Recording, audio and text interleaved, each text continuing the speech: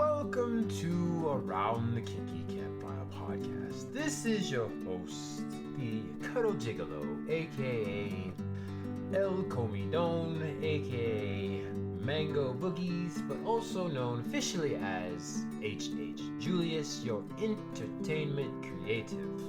I'm here with Miss Rue, our education guru, and our goal in this podcast is to destigmatize the taboo topics of kink, non-monogamy, and BDSM. We like to educate through awareness and with our experiences, and we are not certified professionals as of yet. So our non-judgmental topics, with a dash of facts, are to be taken mostly as entertainment and with, some slice of life anecdotal stories. Your opinions, lifestyles, and or way of thinking may not be in alignment with ours, but your opinion, lifestyle, way of thinking is also okay as well. And the fact that you have an opinion is valid. We're not here to change your minds. We are here just to provide a different point of view. Please join us every second and fourth Thursdays of every month, and our episodes are uploaded to all major platforms: Spotify, iTunes, Amazon Music, etc., etc. Please look forward to this coming episode, as we will start shortly, and make sure to especially pay attention to our ASR Minute, which will start very soon.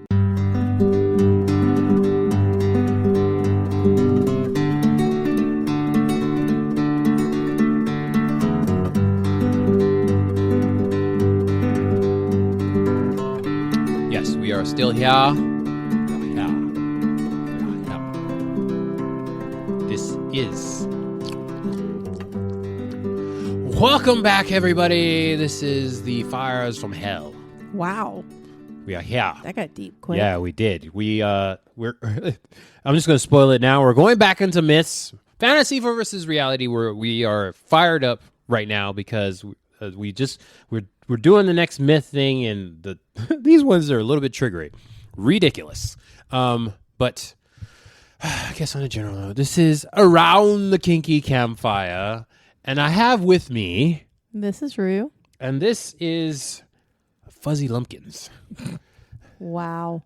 Do you know the reference? I don't. Oh my God! You don't know who Fuzzy Lumpkins is? All right, I don't. I'm not gonna go off. Anyways, Fuzzy Lumpkins, aka Julius. Okay. If you're talking to me seriously, don't call me Julius unless you want a serious voice. But right now, I am the entertainment creative. The more I said it, the less I stumble. Okay. Fuzzy Lumpkins here. That one. To give you your favorite moment. Mm-hmm. We're gonna do it first. Your favorite. Yeah. Once again, not sponsored. I am drinking the non-sponsored fizzy hard seltzer. I'm still drinking the watermelon strawberry. You heard it a couple weeks ago now. This is separated by a couple weeks. I'm still drinking that drink.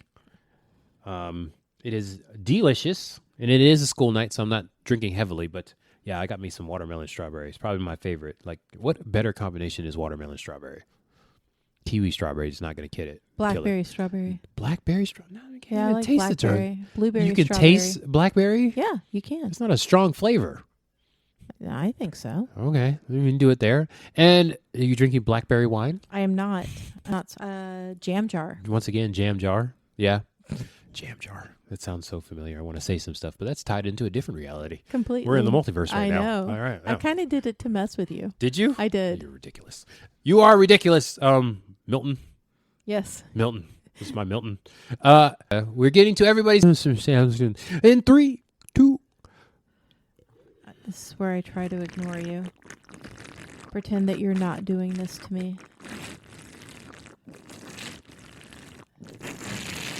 Very long 30 seconds. Oh, wow. That was not necessary in my ear bone. So not necessary in my ear bone. Whatever. I'm sorry, people. Oh, that he did that to you. Oh, my God. If I can do anybody mukbang, if you want me to do that, I will totally do that. I'm just waiting for somebody to ask me to join them on a mukbang. Oh, just eat all the things, my little fat self. Oh, God. if I get paid to eat, there are people that get paid to eat. Yes, We're not I've gonna seen them. We're not going to talk about the people that get paid to sleep because I'm really jealous of them. They get paid to cuddle. That too, which then they end up fucking sometimes. I had a friend that did that. Went on the app, cuddled, and then fucked the person. So I'm like, that's a cuddling app, not a hookup app. And he's like, yeah. I'm like, okay. Anyways, I want to get paid to eat. I just want to get paid to eat. I will make love to whatever. I will suck down some oysters and lobsters and crabs and act like it's the best thing I ever ate. If people paid me, I am a little whore for that shit. I will do it. Oh my God, I will discomfort myself. They would not get their money's worth out of me because I cannot eat that much. No, you just have to make it look appetizing. Yeah. It's not about that. Have you watched a mukbang video? I think I have, and it's not. You think you have? I think I have. You think you? No, those people it's like hot girls with big boobs and little stick figures. They're not eating a lot. They're just like sucking it down like they're sucking a dick, and then people like watching it. I know what it is. Yeah, but no. Well, there's different kinds. No, thank you. Yeah, there's the one where people eat a lot. Oh my God, I will make that shit funny, and I will suck it down. Burger King Whopper, delicious. Oh, anyways, what are we doing here? Not that. You want to do the intro this time? We are not that. You want to do the intro this time? No. You got to do the intro. It's right thing. here. It's your thing. Oh my God. Okay. We did what we were drinking. We are here to destigmatize that which is taboo. It's a big old thing, but specifically, we want to make it more comfortable for everybody to be kinky, to be into BDSM, to be non-monogamous, poly, open, swingy, whatever it is under that umbrella, and be a tad bit geeky. We are here, and we would listen to us. I would listen to us. Yeah, so we want to destigmatize the taboo. And right now, we're back into it now. We're fired up again. Because we're talking about myths. Myths versus reality. Fantasy versus reality. Real versus fake. All that shit. And you saw it last time. God. With relationships. We did it with relationships. Oh, my God. Hopefully y'all learned something, but we're continuing now. I guess we're the Fantasy versus Reality podcast. We got to change our name. That's what it is. Just a series. It's just a series. Until next time. Yeah. I'm enjoying it very much. I hope y'all are too. Speaking of which, you can go to Instagram, Campfire Kinksters, subscribe, and let us know what you think about it. What you think about all this. There you go. Today, we're specifically in non-monogamy. Mm-hmm. So we talked about relationships. Now we're going to dive deep. We keep going deeper levels on the umbrella. We were relationships. Were at relationships. Yeah. Now we're at non-monogamy. Is that the top of the mountain? I feel like that's in the clouds. Yeah. It's in the clouds. So now we're on Everest. We're at the mountain caps here. Okay. Talking about non-monogamy. Not a specific one, just all monogamy that is non. And we're going to talk about myths. So you went last online one and is you really looked up like the top 10, top whatever. No, I just put in myths about non-monogamy. So this is actually Psychology Today. I actually know this one. So this is a list from Psychology Today. We just got 5 myths. We only did like 4 last time, and we still took the whole episode. So yeah. We're going to do a deep dive on myths from Psychology Today article. I don't really want to do any more specific than that. It's just an article. It's literally the top. But myth number 1, consensual non-monogamy is an excuse for cheating. Redditors, lend me your rears. Why, Miss Rue, would I have issues in my relationship and then decide to bring in a third party to try to fix the relationship? Because you're not educated. How does that make sense? Okay, and specifically, I'm going to go fuck her. Okay, but here's the thing. Okay, so take a breath and trip for a minute. The myth is that non-monogamy is an excuse for cheating. Okay, before we go there, I want to ask you, what is your definition of cheating? Cheating is going outside the established boundaries set by the people within a relationship. Okay. Because to me, you're setting you set the boundaries of your relationship with the person that you're with. whether relationship, now romantic partners, does it mean you won't have other sexually engaged partners? And then what does sex mean to you? Intimate. Does it mean that you won't physically touch, sexual organs of other people? What does it mean to you? So whatever boundaries you set, either in your non-monogamous or monogamous, in whatever relationship that you are in, when you step outside of those, without conversation, without consent, without prior negotiation, you're cheating. Because to me, cheating can be physical, cheating can be emotional, cheating can be intimate. It can be any of these things. So you can never touch another person and still be cheating on somebody simply by the way you're communicating with another person, or simply because there's emotional cheating, there's physical cheating. The accepted boundaries that are with you and another person without their consent, without their knowledge, without their agreeing to it. That to me is cheating. And non-monogamy is an excuse for that. But see, that's the myth. Exactly.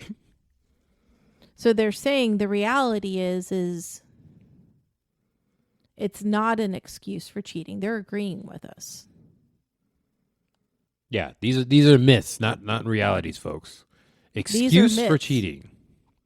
So what they're saying is people are out there and they view people who are in non-monogamous relationships. They just assume that it's, you're just using this so that it's not called cheating. Yeah. And then also, to these heteronormative people, I have something to tell you. If I consensually negotiate with my partner to have a relationship with another person, that is not cheating. These people consider it cheating whether your partner knows about it or not. That's the definition of cheating. But see, that's where you and your partner have to have clear boundaries on what is acceptable within the relationship and what is not. It goes back to the same thing between inclusive and exclusive negotiation, like with kink. Are you negotiating what is on the table for the two people within the relationship, or are you negotiating and agreeing to boundaries for what is not allowed within the relationship? You see what I'm saying? So or are you creating the boundaries that explain just what's not allowed to be in? Which goes back to the very basics of the whole inclusive versus exclusive negotiation. Yeah, and I will just say I am pretty triggered because the general society considers having specifically sex, they're not even considering intimacy and emotions into the whole thing. That if you have sex outside of your relationship, you're cheating. But hold on a second. I discussed this with my partner. It is consensual. So if I'm going to be a swinger, if I'm going to be open, if I'm going to be poly, that was discussed with my partner. Mm-hmm. That's not cheating. That's not cheating. You're not cheating if it's consensual. No. Good Lord. I don't even know if monogamous people listen to our conversation, but the minute you step outside those boundaries, whatever those boundaries are, is when you're cheating.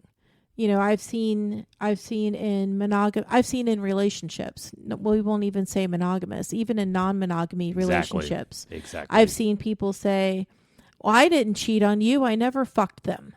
It's never physical. You did cheat on your partner. Your partner didn't agree to this preemptively. You guys didn't discuss this before it happened. Oh, well, I didn't cheat on my partner because all I did was have conversations with them. Okay, but were the conversations intimate? Were they emotionally driven? Were you creating an emotional bond with the person that you were talking to? And did you guys agree that that was okay for you to do and that you were open to do that with other people? If you didn't agree to that, this is not one of those things where it is permitted. And those lead to resentment.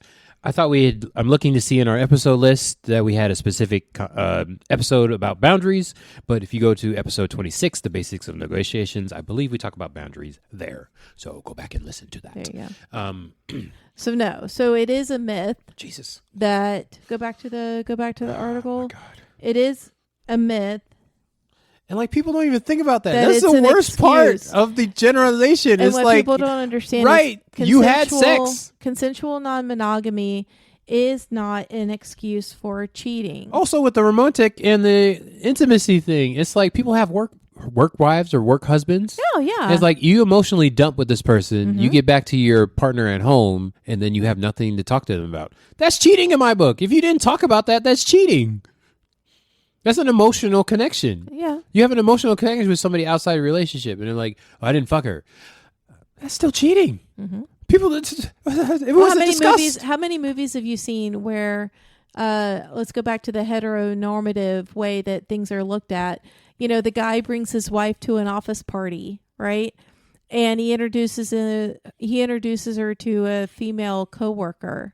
And that female coworker knows way too much about him, way too much about her, way too much about everything, right? I heard you guys had an argument. Brings him his favorite drink, does the thing. And then when he looks at his wife, he's like, oh, well, that's just my work wife. Or we just work together. Yeah. That was not discussed. That was not discussed. That's cheating. That was not discussed. I'm trying to not be triggered and be more entertaining, but that is cheating. That is cheating. What the fuck? Just because it's consensual. Myth number 2. You know why? I'm gonna tell you why. 'Cause I've had friends that ask me these questions. Right. What about cheating and oh yeah, you and Polly now you just having fuck fest all over the place? It's like no. It's like ask me more questions. Stop making assumptions.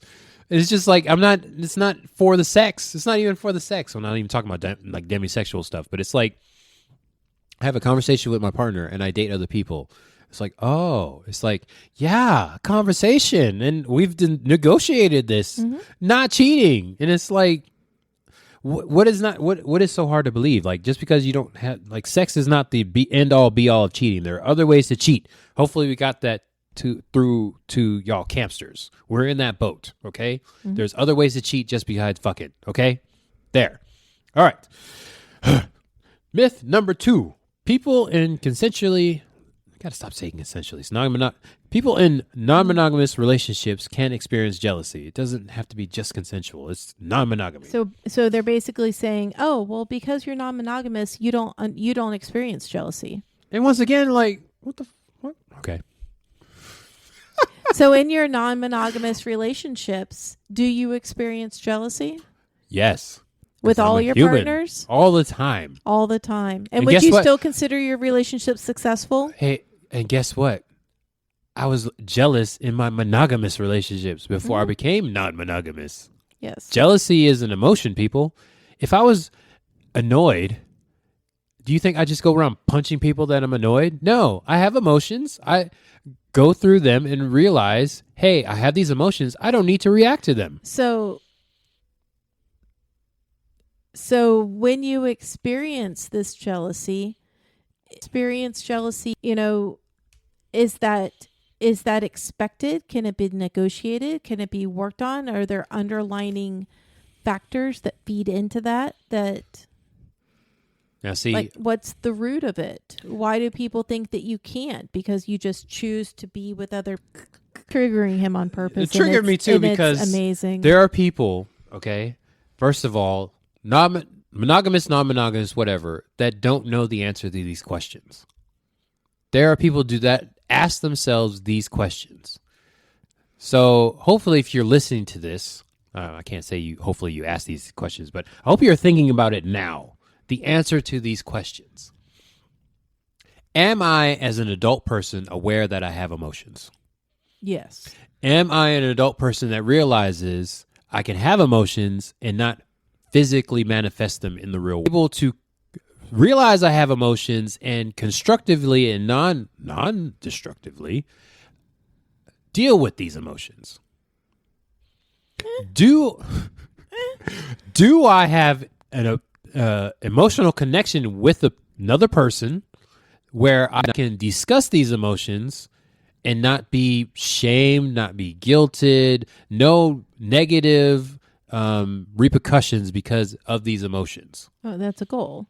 So it's like, I like how they put the facts underneath it. It's not uncommon for partners in non-monogamous relationships to experience jealousy, especially in situations where it feels like one of their partners is spending an inordinate amount of time or energy with other relationship partners compared to them. Which I would say, so if you are going into a non-monogamous situation, part of the conversation, part of the negotiation of that relationship should be jealousy. It should just be part of it. Just like when we teach negotiation for kink, part of the negotiation for kink should be aftercare. Part of it should be, safe words. Part of it should be play style. All of the things that we teach people to negotiate. Jealousy should be on the top list of things that's negotiated with a non-monogamous relationship. Because I would say any relationship. Nature, naturally, it's a survival instinct. There's a competitive nature in every person. It's just how it manifests. You can say that you're not jealous. You can be in a non-monogamous relationship and not be jealous.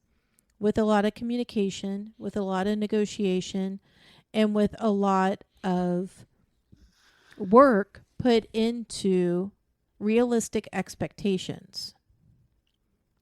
When you don't put that work in and you don't leave room for conversations is when you start experiencing feelings like that.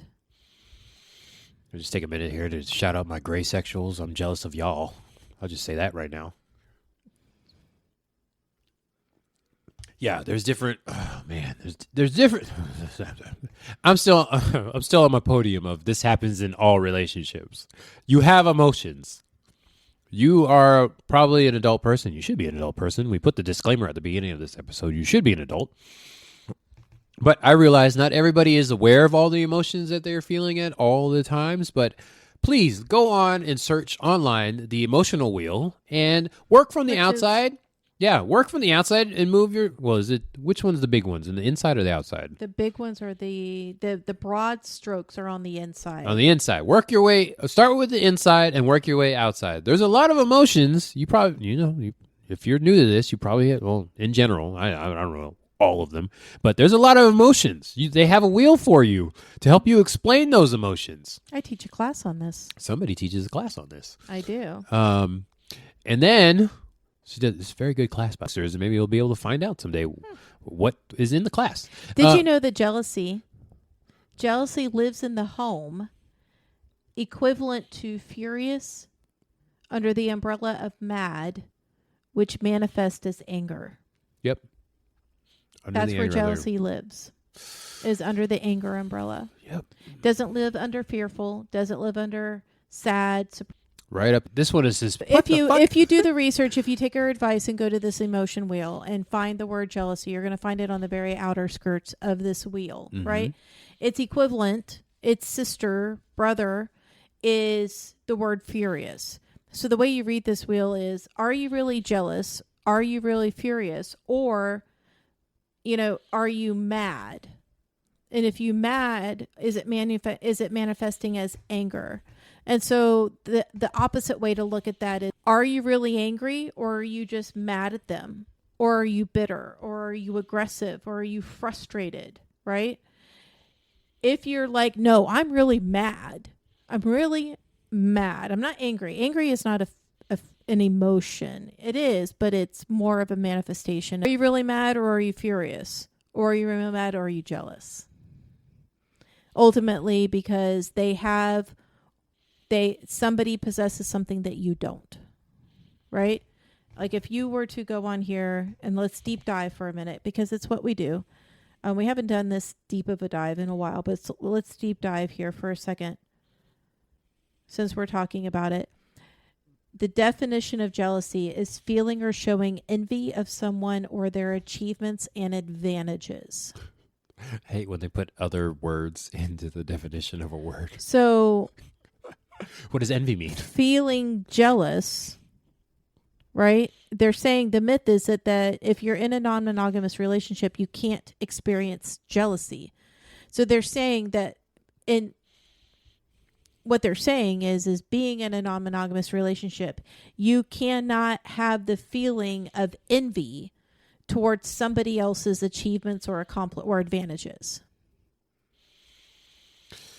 Yeah, I have trouble with that definition because it's like, what does envy mean? We have a thing where we say like jealousy versus envy. They're supposed to be two different things, but then they put the word of the thing in the thing. But envy is painful or resentful awareness of an advantage. Of an advantage. It's the envy is the awareness of it, where jealous is a feeling or showing of that because of achievements and advantages. So I'm jealous of my partner because they're spending more time with their other partner. So the common denominator is time.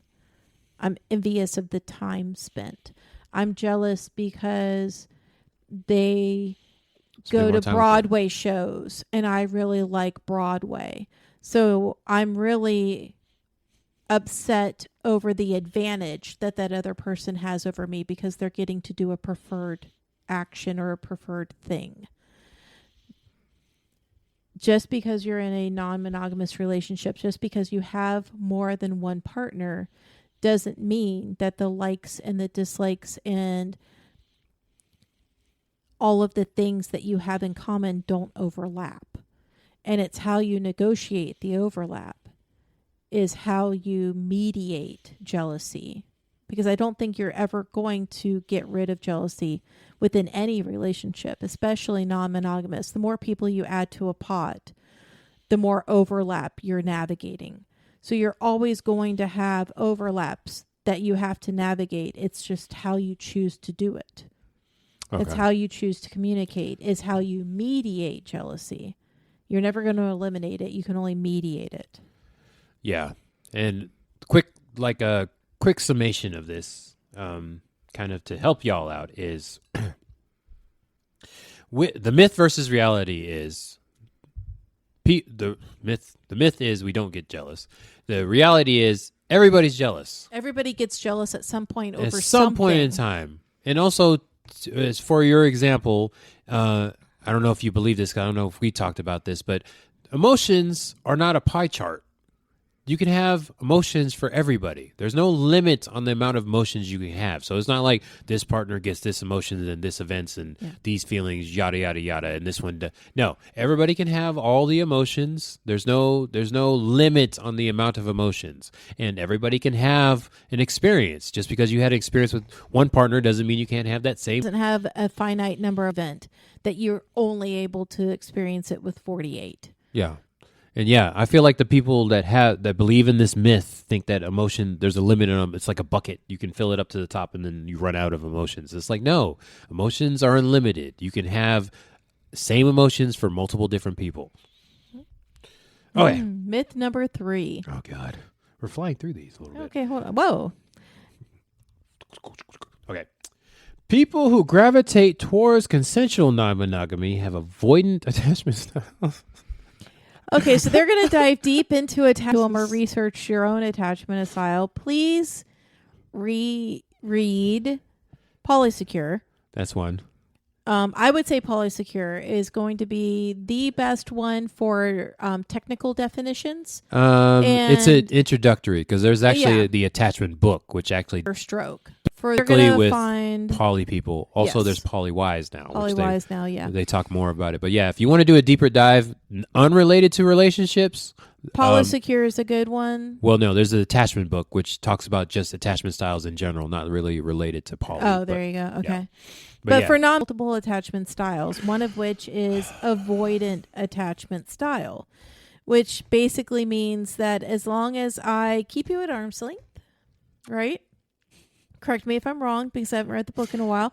As long as I keep you at arm's length and I avoid, right? We're going to use the word intimate attachments, very secure, like emotions towards you, then our relationship's good. Like, I'm happy because you can't get close enough to hurt me. Think of it as like a fjord or castle wall. Yeah.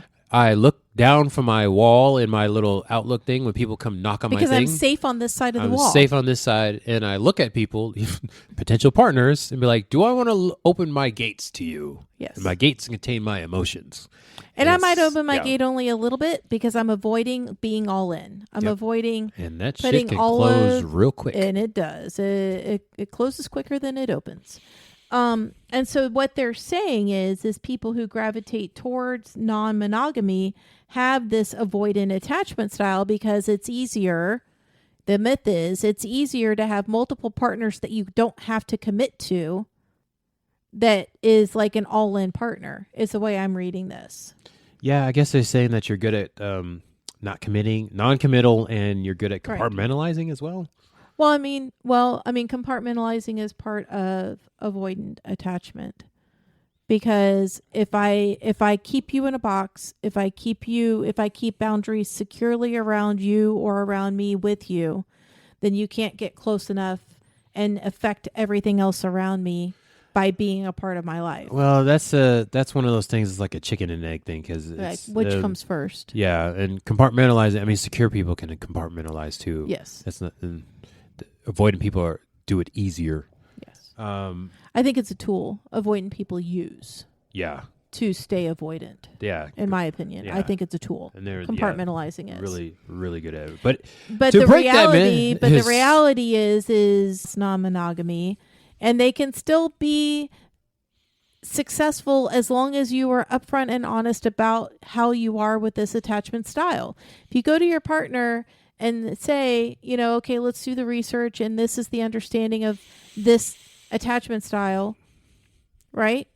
And this is what I know I need to work on, things that I either want to change or don't want to change. Just because you have an attachment style doesn't mean you have to change it. Doesn't mean that it's necessarily bad. It just works for you. You just have to be very transparent with your partner about how that translates to them and how it affects them. Yeah, this is a Psychology Today myth thing because they're talking about attachment styles. They assume everybody knows what an attachment style is, right? So with this one, I would say it's easier to, if you are curious about attachment styles, we brought it up in a book in a previous episode. We talked about polysecure, and we briefly talked about different attachment styles in those previous episodes. I would say get the attachment book, get polysecure, put a book on audio, whatever it takes, or just look up attachment styles and get the brief. Oh my God. Just so that you have context to what this is in relation to. Yeah, if you don't want to do a deep dive, just there are tests and quizzes you can take online to figure out what your attachment style is, and there's even deeper. There's multiple different versions of the avoidant and the anxious attachment style. I don't know if you mentioned the anxious now, but that's the other end of Yeah, Jesus. Relationship, you'd want a secure person. Like, I don't even know, like, they say avoidant attachments should not be with anxious attachment people, but two avoidant people wouldn't be good either. Two anxious people. Like, no, one, you got nobody letting their feelings out to the other person, and the other one, they're putting their needs in front of secure most of the time for it to be a functioning relationship. You can look at any relationship that's been together for a long time. One of those people is secure. There's no way. It doesn't matter if you're monogamous or non-monogamous. It's just not going to work. Mm-hmm. Not going to work. So, yeah, the fact that they think all non-monogamous have avoidment, there would be no relationships. The shit wouldn't last that long. It's crazy. Myth number 4, people in monogamous relationships report greater happiness and more relationship satisfaction than people in non-monogamous relationships. I love they say report on there, which is funny. Who are they asking? Yeah, because I got a little word for you, the reporters out there. The people that are in good non-monogamous relationships ain't taking the time to report shit. If I'm in a good relationship, I'm not going to be like, oh, let me take this quiz real quick or post it online. No, I'm living my life. I have multiple partners. But wait a minute. So the myth is that people in monogamous relationships report greater happiness and more relationship satisfaction than people in so the reality is they're in their survey, non-monogamous people are actually reporting higher rates of happiness and relationship satisfaction than people who are monogamous, because this is the myth. So the reality is, like they're saying, research suggests on average, people who identify as consensually non-monogamous report slightly higher levels of overall happiness than people who describe themselves as monogamous, but only when they report having had one or more sexual partner in the last year. Of course. Of course. They had to attach sex to it. Of course. Of course they did. It wasn't even, you could just say partners in general. Because once again, I'll go back on Reddit where there's multiple posts, non-monogamy. My partner's getting all these dates and I'm not getting anything. What do I do? Am I actually poly or non-monogamous? It's like, yeah, you still are. You just suck at talking to people. And so the myth that, you know, you have to be in a monogamous relationship to be happy and satisfied is it's bullshit that I have been around that are in polyamorous relationships. When you are finally comfortable enough, kind of like if you view your sexuality, your identification, things that involve how you navigate the world. When they, as do the education, put themselves out there around other people who are, and put themselves in relationships or starting relationships, friendships with people who are non-monogamous, there's a certain freedom that comes with being able to be that open. And you will find that along with when you can be that open about your sexuality, when you can be that open about your identification, when you can be that open about how you feel you navigate the world best, that filling relationships with other people, because there's a huge aspect of you that no longer has to be suppressed and hidden. Exactly. And so if you do feel within yourself, regardless of the partner that you are experiencing it with, if you feel you are a non-monogamous person and that is what fulfills you, only until you act on it will you truly be able to report that your relationships are happy and fulfilling and satisfying. Because otherwise, no matter who you're with, you're always suppressing a small part of yourself. Correct. You're compromising a small part of yourself. And that was very good insight by you, because that just made me realize when somebody asked me, what do you like about poly? That's a weird question for me, because it's like, or also the fact that it's not that I like poly. It went back all the way to kink.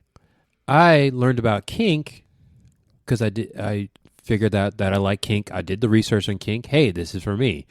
Ran into poly people. Mm-hmm. Didn't like it at first. Did more research. Hey, I'm poly. Found out about asexual in the spectrum. I'm like, oh, there's demisexual as well. Oh, look, I'm demisexual as well. Did more research. Yeah. And then I ran, books like Polysecure and Attachment Styles. I didn't know about attachment styles until I said I was polyamorous. Didn't know. I knew about love languages, but like, oh, this is what love. Oh, you leave.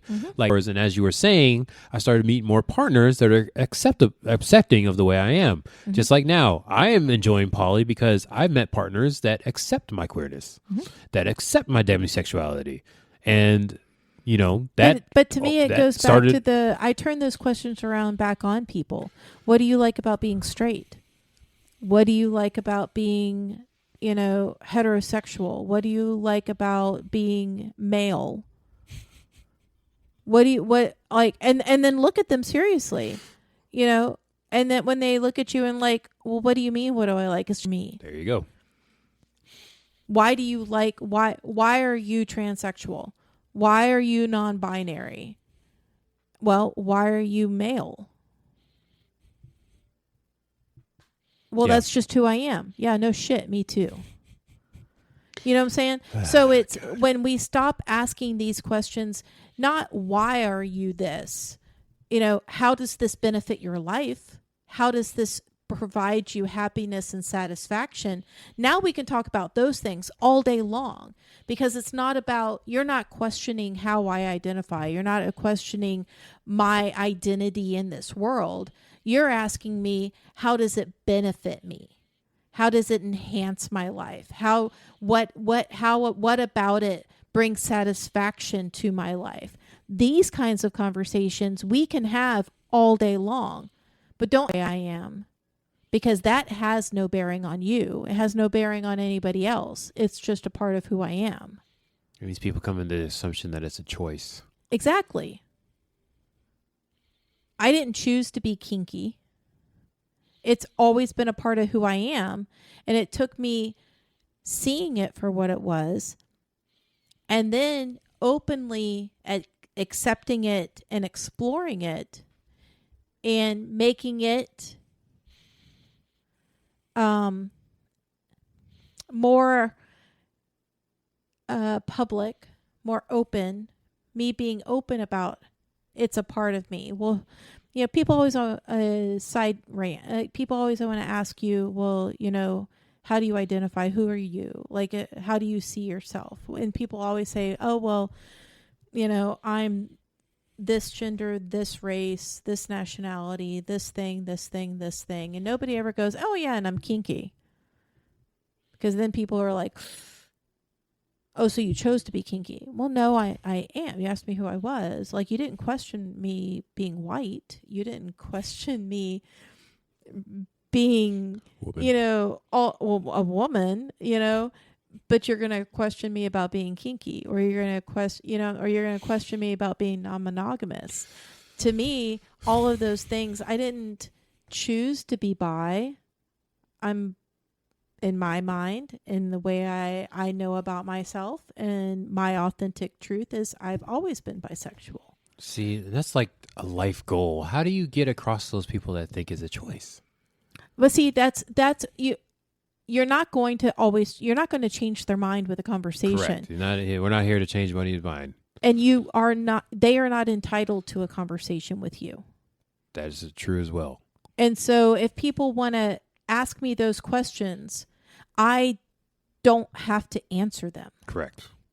Choice to look at them and say, I choose not to engage in this conversation with you. Is there anything else you would like to talk about? If not, I'm going to leave. You don't owe them anything. If you want to educate them about yourself, you're always welcome to. But that's a choice you can make. Just because people ask you doesn't mean you have to answer. Correct. And also not have to. No, I want to keep talking about this. Oh my gosh, that took such a turn. That took a beautiful turn. That was great. That was just one of those myths that is like, I want a side note here that I thought the parts under the myth were explaining the myth, like in the last one. I didn't realize those were facts. Those are facts. I just now realized those were facts. It's okay. We're almost That's what done. I'm here for. We're almost. I didn't realize those were facts under It's there. okay. I got you. Do we want to read any more about the fourth myth? No, we're good. God. Yeah. Okay. So another side tangent here is they talk about reporting stuff. It's like if I'm in a if I'm in my happy place and I have multiple relationships, I'm not going to be like, I'm going to fill this report out real quick and tell everybody, I'm not posting on social media. I'm living my life. Yeah. I'm not doing that. So when they say report it, that's another triggery word, because it's like the actual people that are living happy, I'm not going to take the time to report the shit. I'm going to live my life. Okay. Anyways, myth number 5, non-monogamy is more advantageous for men than it is for women. Now, as the man, I will have to... Yeah, why don't you... You like how I slide my spectrum scale there? I do. I use it to my advantage. Yes. I'm black. True. I'm black Ecclesian. As a true man would. No! She got me. But bump. I'm not pressing the button. I'm just going to leave. How about that? You run this shit now. Check your privilege. Oh, God. Yeah. Oh, just saying. Check your privilege. That just... Oh, man. Ooh, I want another tangent there. I'm going to tangent some more. I'm going to hold it. Okay, go ahead. I held it back. Basically, what they're saying is that non-monogamy is always going to men equals again binary. Gender, Well, I mean, transsexual men are men. So to me, the transsexual part is irrelevant because transgendered women are women. So I don't need the word. Yeah, but I don't think these people that write these things are thinking about that. Then psychology should up their game. Well, no, I'm talking about In my psychology. opinion, they should up their game. No, psychology today is doing the facts. I feel like Right. the myths, the people that come up with the myths, are not thinking about. Well, that's why they're myths. Yeah. They're not. As long as one person believes it is true, is probably older than what you think. Yeah, but somebody somewhere believes it to be true. Right. So I feel like the whole reason is because when they start doing research on non-monogamy and they start doing reports and they start taking surveys and they start doing all these things, nobody ever stops to think, nobody checks the gender at the beginning of the report. Nobody is saying, are these two women reporting this, or are these two men, or are these non-binary people reporting it?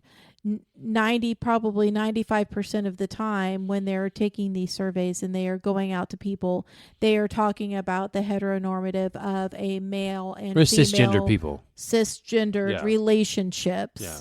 Well, I mean, that's especially if it's a national thing. That's exactly gonna happen. So, I mean, if you're playing a numbers game, you're going to run into more cis het people to get these numbers from. Depending on where you target, right? So I get why it's written like this. Yeah. But the myth is that guys do it. Okay, we'll just call it what it is. The myth is couples go into non-monogamy and it's always going to benefit the man because the man's ultimately going to fuck whoever they want. And the woman's along for the ride. And they can't fuck anybody. One penis policy. Or typically when they're talking non-monogamy and it's a cis-het couple, they're talking about introducing another female to the couple. And they love to implement, whether they know they're doing it or not, the one penis policy. Right? So if we're going down that route and we're staying within those gender roles, then they're going to debunk the myth with the facts that it can be advantageous for both genders, this and that, I think this myth and addressing this myth is very old and outdated. I think it's not relevant to society these days, even as a myth. I don't think it is. Doesn't mean that it ever made it to the moon. Exactly. That's a hoax. Moon's not real, actually. Just because people believe it, we're all part of the Truman Show. Just because people believe it doesn't mean that it's the social norm. Now, I will say in my older polyamorous sites, older non-monogamous sites, and my experience is it's primarily the men out there looking for another woman. And that they get mad when they go out there and their woman gets more attention than they do. And then they get mad when the women basically ignore the men and we're like, we've got this, thank you. You can sit over there. You watch The Simpsons, right? No. Oh my God. I don't watch The Simpsons. You've seen the meme when Nelson's like, ha ha. You haven't seen that meme? No. Oh my God. Anyways, there's a character. Anytime something happens bad, Bart. Mm-hmm. Okay. He pops out. I've been to Universal. Okay. I've been through the land. What the fuck? You don't know who Nelson is. He's like a main character. Anyways, he pops out and he's like that. They wanted to open their relationships. Like, I made a mistake. My wife's getting more attention than I am. Mm-hmm. I just want to be like, ha ha. Point and laugh at them. Anyways, as you were saying. No. I'm done with this. I'm done with this myth because it's stupid. Like, I don't like this one. Is it a myth that one person is going to benefit more than the other? I think that's a myth that's perpetuated within the society of non-monogamy. I don't think enough people do enough things to prevent that myth from happening. I've been to swinger parties. I've been to, poly meetups, and I've been around it, and it still, unfortunately, is very male sex drive driven. That's the reality of it. It just is. And until society catches up until the movement within society catches up in that very niche environment, I don't see it changing. Yeah, it's it's hard not to talk about any specifics, but you don't see genderqueer, you don't see non-binary, you don't see people like this going to the parties. Yep. So I understand why. I really, really do. However, it's that double-edged sword. They exist, but they don't go to the you can't expose people to things that there is no exposure to, but then you can't expect people to do all the heavy lifting and all the exposure for the sake of other people's education. So it's one of those double-edged swords where I think as a whole, until societal norms shift further, this is such a niche environment that it's going to take longer to affect it. Yeah. And another disclaimer tangent here is I specifically, and you might agree or not agree with me, but I am here for the education of the queer community, specifically in these spaces. So my thing is okay, shout out to the queer community, throw a party. Yeah, they can do that if they want. Yeah. Throw a party. Rent a venue and host an event where this is the theme of the event. But also another thing is too, is I understand you're not there, but it's I want to tell you, as somebody that goes to these places and experiences these things, this is why I have a podcast. It's not that you're not accepted. People are positive, you know what I'm saying? They just, they don't know. Mm-hmm. It's you can. But you also have to understand that you have a choice. I'm going to call you out. You're speaking from a place of privilege because the area that you live in is more progressive than a lot of places in the United States. And so, but I know the spaces which is more progressive, which is, more left.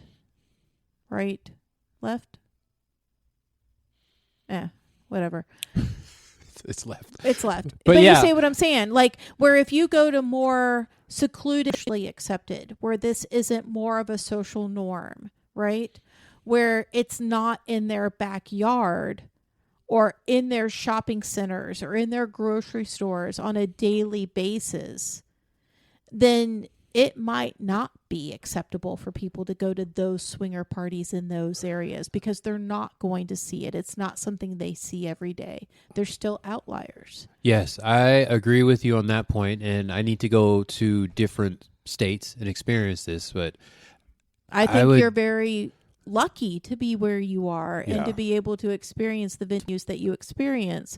But if you were to go towards more rural states that still have these niche communities, I don't believe it's as accepted or as accessible as you think it is. And that's fine too. You're just going to have to move. That's all there is to it.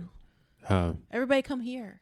Experience what we experience. You can go to California too. Yeah. Well, there's places like here. Yeah. Yeah. Texas is getting better. Yeah. But it's going to take longer for those other places to catch up, even longer than it did ours. Yeah. There's different communities out there, and you might just end up having to move. There's a lot of people that, ran to the bigger cities to get more opportunities and be around. Or you'd be surprised if you threw a party. Yeah. How many people would actually come? There might be more of you than you think. But My point is you can go out. Nobody's going to be like, hey, get out of here. Well, I can't say that. Generally. You can't say that. Generally, from my experience, they're not going to be like, hey, you get out of here. Mm-hmm. It's, I'm not pushing for people to go to parties either. If you don't want to go to a party, you don't go to a party. But I mean, the same thing can be said for kink. Look at kink, right? We live in a very progressive area, very acceptable area in kink. Our town has a pride parade and pups have a float, right?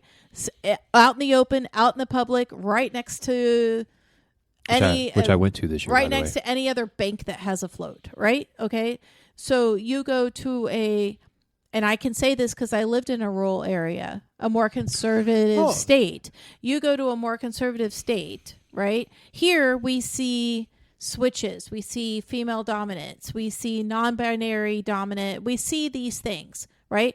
I have lived in areas where when you go to a kink event, the only thing you see are male dominants and female submissives. And that's it. And if you don't fit that role, they don't know what to do with you. There's not a space for you. Now, is it getting better? Yes. So even in a kink environment, we're still talking about niche environments and niche communities. Yes. And this is why I wanted to start this podcast, because whatever you want to do, I'm here to share my experiences and opinions and to let you know I've gone to these places.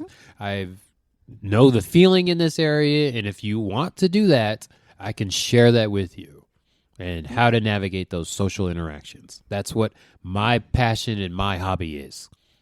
Different types of relationships. So yeah, it's different for all different areas, but yeah, people that I just hate that there's people out there that want to do this thing in, like, I don't know where to start, and I don't think people like me there. Or they don't have a community to start in. Now you gotta move. Yeah. Or start it. One of the two. Yeah. So as far as these myths go for non-monogamy, I mean, it's great that they're putting them out there and that they're debunking them in the same article. They're telling you the myth, and then they're telling you the facts. They're telling you the reality of it, that like, here's what people think, and then here's the reality of what's happening of that.